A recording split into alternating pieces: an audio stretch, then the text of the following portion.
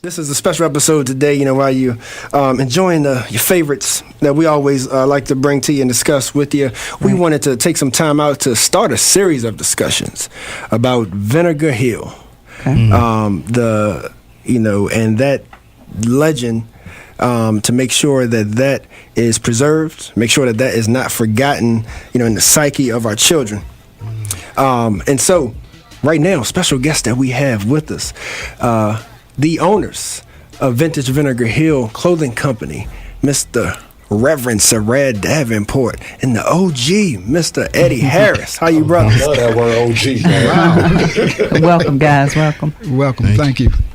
Yeah, thank you all for joining us. Oh man, and I don't even know where to start because both you brothers are natives of Charlottesville, and I find it I'm so delighted that you all taking your talents and using it in a way to help preserve the legacy and the memory of what is Vinegar Hill. So I think let's start, and either one of you feel free, whoever wants to start. But just growing up here in Charlottesville, maybe take us back to how that time was and how you were taught about Vinegar Hill. Well, for me, growing up here in Charlottesville in the 60s, I was really young, but my father worked down at Piedmont Cleaners, which would be behind where Friendship Court is on 6th Street. So, I would be down in that area, and they used to call that area, I think they used to call it Chinatown back in the day. Mm-hmm. And it was a market down there that was ran by Mr. Kenneth Allen. Mm-hmm. But during that time period, it was like, you would go to Sam's Snack Bar, you would go to different places that were owned and operated by people in the black community.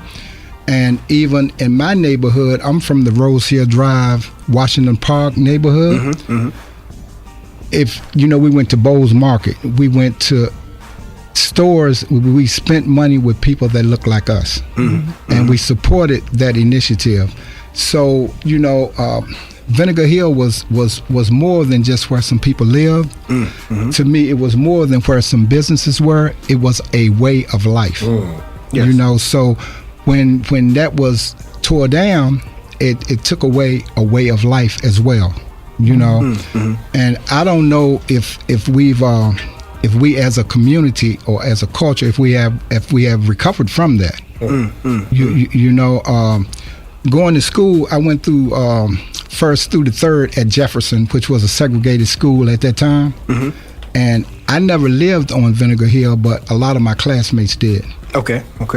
And so, I noticed how, our interactions, I lived uptown, they lived downtown. So, we still interacted and we were still in the same boat trying to do the same thing. So what was the reason for it being torn down? I'm not too familiar with the story.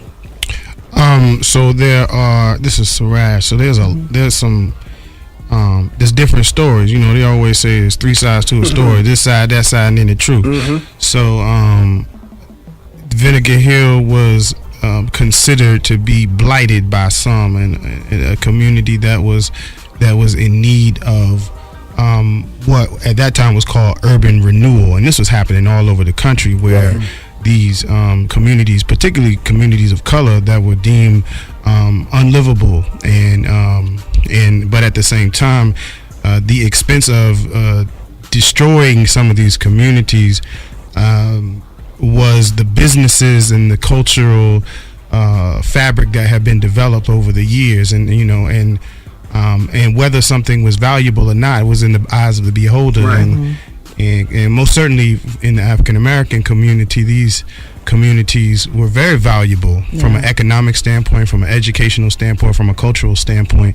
But at that time, we just didn't have the political agency to make sure that these neighborhoods were revitalized as opposed to being demolished and destroyed. Yeah. So now let me pose this question to you all. Do you all feel, and this may be a personal answer, it may not be any evidence to back it, but I'm asking you personally, do you feel like, that the decision to demolish the neighborhood and then to move folks over, to West Haven and so on and so forth, was more of a racial move of just saying we don't like what you guys are doing, you're a little too powerful, a little too together, or was it like just strictly economic? Personally, I think it was. This is just my personal opinion. I think it was a lot of both. You know, one example is that it was tore down, but nothing was built there for 20 years. So that lets me to think right there that okay, the way I look at it from my personal viewpoint is that somebody viewed that community as being in the way. You know, and if you look at where the community was positioned and you look at what's going on in that area today, you can see how people may have thought that. Right. You know, that community was in the way. Right. And the Seaville Weekly had a story about some of the developers that are coming now over to the 11th and Page area, and I know that there's a lot of good things going on right now, trying to find contractors and trying to cultivate people who may already have trades and businesses to let them know, hey, Charlottesville, your neighborhood still has a lot of value in it that other people are seeing the value in. So let's sort of equip ourselves. Are you guys up on that? Are there any fears there that there's some new urban renewal, gentrification, redeveloping that could be taking place? And what are some steps you think we should be taking as a native urban community? I mean, for me, I think that we have to begin to develop a visionary direction for what we want for our communities. Because if you don't have a vision, then someone will make one for you.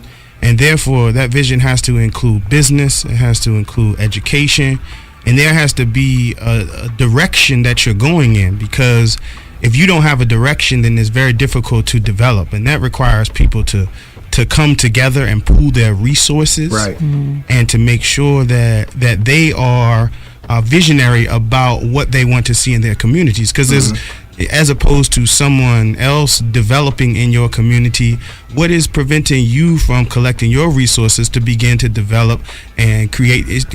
Anybody can hire an architect. Anybody can hire, and then you decide on who the architect is going to be. Right. And you make those decisions. This is not rocket science. And I think that what messes us up sometimes is that we don't trust each other enough to do business together, so that we can create as people did before during the time of Vinegar Hill. Like it's not an anomaly for us to do business and do well and work together. This has happened before. It existed, so it's not something that's new.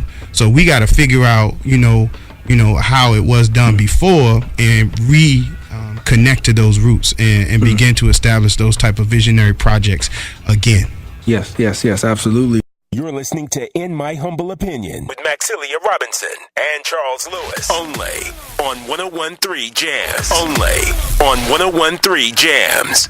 And we are back. I am in show 101 County's 2018 hip hop soundtrack. And this is Charles, Miss Max, Aaron Simmons, yeah. And we got Razor in the building. Can't forget about Razor. And you are tuned in to our segment where we're here with Vintage Vinegar Hill Clothing Company, Mr. Sarad and Mr. Eddie.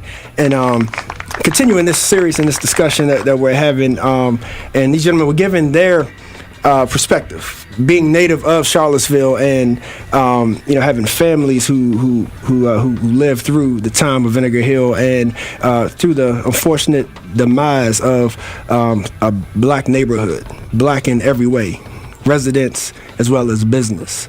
So, gentlemen, we wanted to jump into the actual clothing line, the gear, and it's so much more than a clothing line. Vintage Vinegar Hill Clothing Company.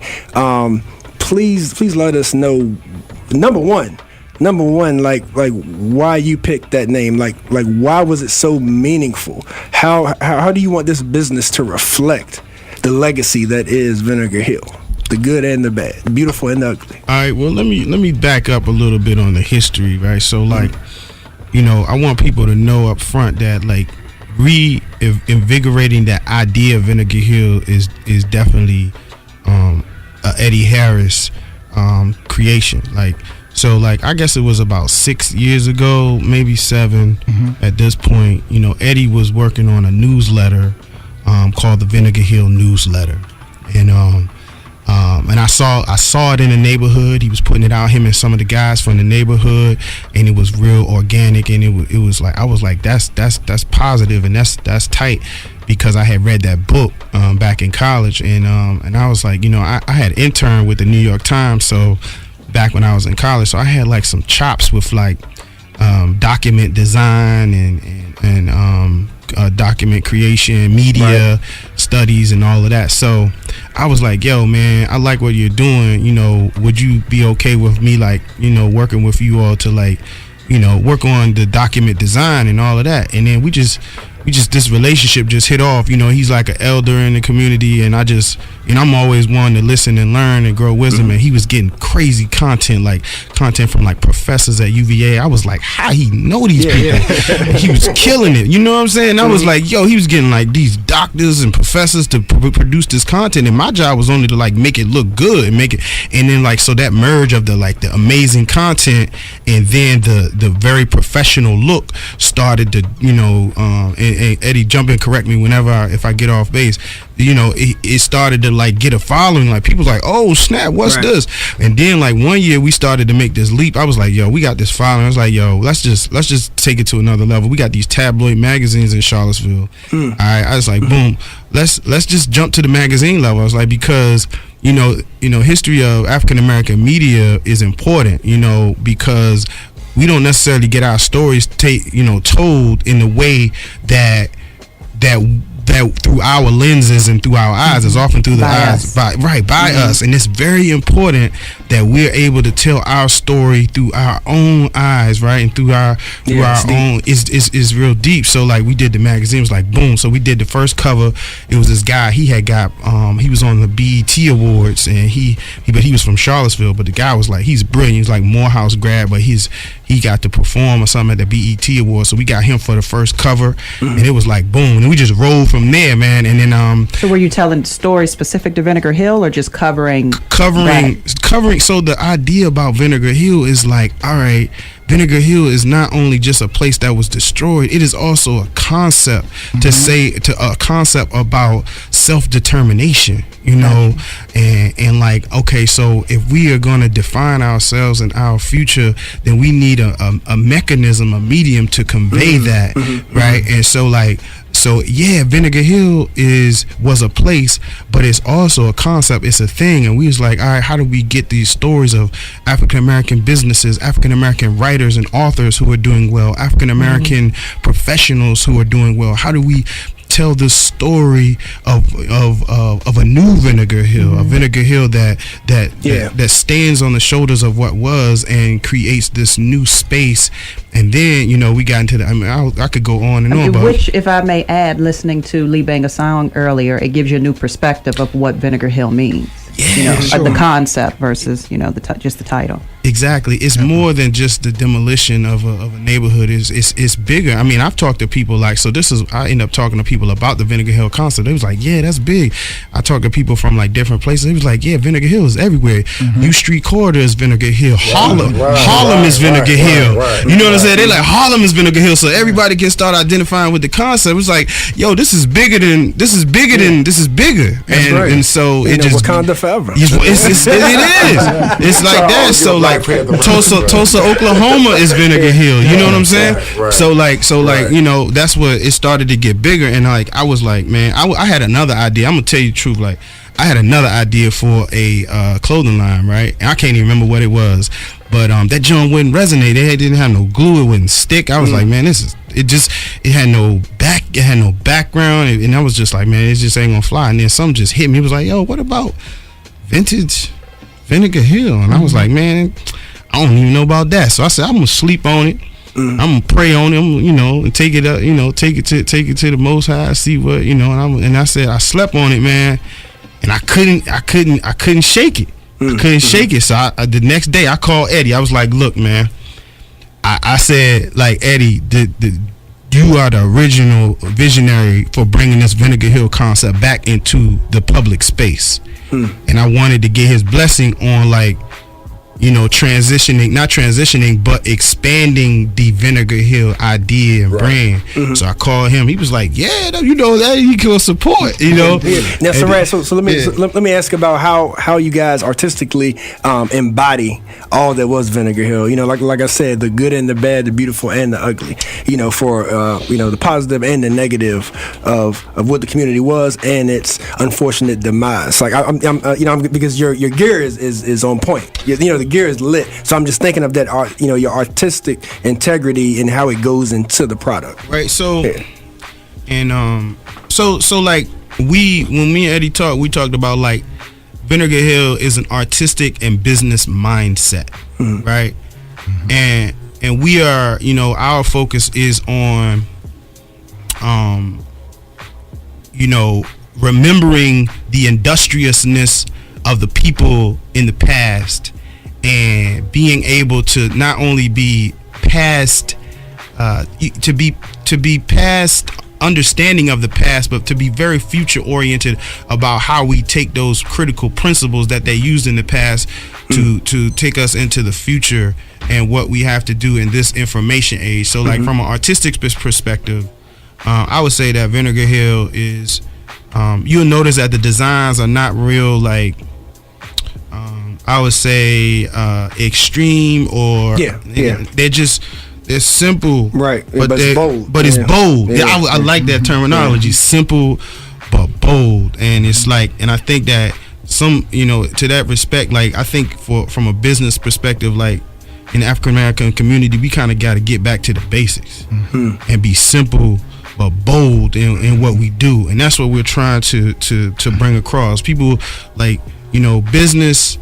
There are principles to it, and we want our image and our gear to show a sense of principle, and order. Yeah, and so who do you have working with you on the company of making this come to fruition? Because I heard you mention about us creating those conduits for our people. So I'm curious if there's a kid out there that wants to get into some sort of design or whatnot. Can they hang out with you? Can they intern or Oh, most definitely. So we looking for social media.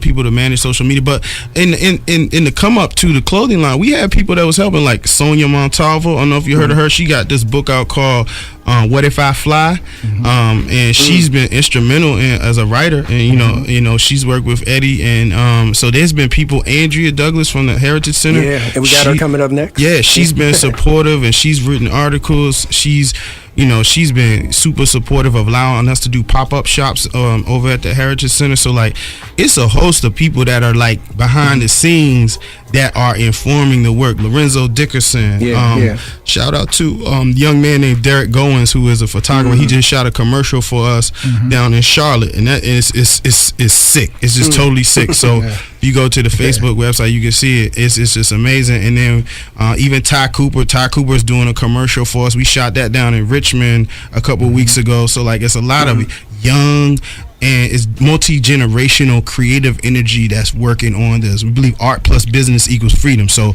we're merging art and business and to create freedom, because when you think about it, like, we are artistic people, for sure. And when we commodify our artistic ability, it opens lanes for us, so that's kind of got you. That's the vibe. Yeah, so Mr. Harris, yes, sir. Lastly, before we let you all go, definitely how they reach out to you, how do the people support?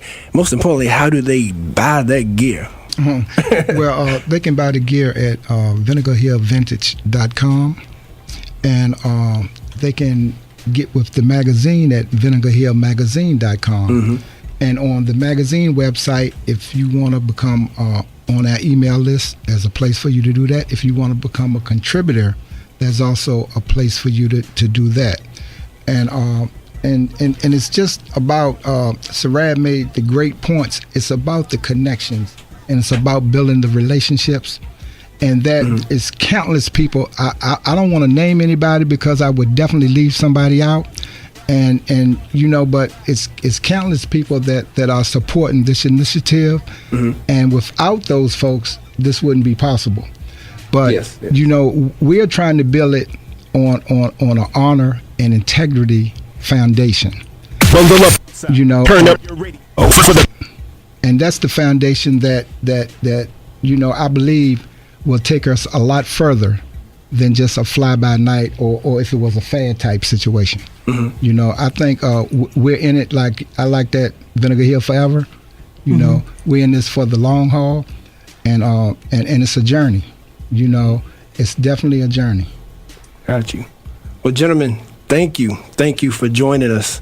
As always, thank you for being a supporter, a sponsor. Yep. One more thing. Can I get one more thing? Yes, sir. So the last thing is we do have some selected items over at the African American Heritage Center right in downtown Charlottesville on 4th Street. So if you don't go to the website, you can go there. There's some selected items there also, and go support that the Heritage Center as well. Yeah. For sure.